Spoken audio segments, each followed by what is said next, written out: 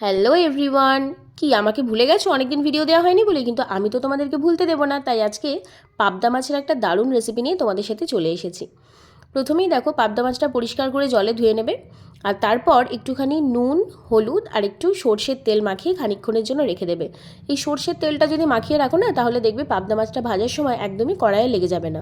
আর পাবদা মাছ এমনিতেই একটু নরম টাইপের মাছ, তাই এই ট্রিক্সটা কিন্তু ফলো করো। তারপরে কিছুক্ষণ মাখিয়ে রাখার পরেই আগে তেলে কিন্তু সর্ষের তেলে পাবদা মাছটা ভেজে তুলে রেখে দিও। আমি একটা একটা করেই ভেজেছিলাম যাতে মাছটা না ভেঙে যায়। আর তারপরেই তোমরা দেখতে পেলে একটা সুন্দর পেস্ট রেডি করে নিলাম। পেস্টের মধ্যে কী কী ছিল একটু পরে বলছি। প্রথমেই দেখো, কড়াইয়ে এখানে কালো জিরে ফোড়ন দিয়ে দেবে। কালো জিরে ফোড়ন দেওয়ার পর সামান্য একটু আদা গ্রেট করে নেবে, সেটা দিয়ে দেবে। হালকা ভাজা ভাজা হয়ে গেলে দেবে অর্ধেকটা টমেটো। খুব বড় সাইজের টমেটো হলে কিন্তু 1/3 দিও, কেননা এই রান্নাটায় খুব একটা বেশি টমেটো ব্যবহার করা যায় না। এরপর টমেটোর কাঁচা গন্ধটা চলে গেলে তাতে সুন্দর কালার আসার জন্য একটুখানি হলুদ গুঁড়ো আর একটু Kashmiri red chilli powder add করে দিও। তারপরেই এটা ভাজা ভাজা হয়ে এলে দিয়ে দিতে হবে সেই সর্ষের পেস্টটা।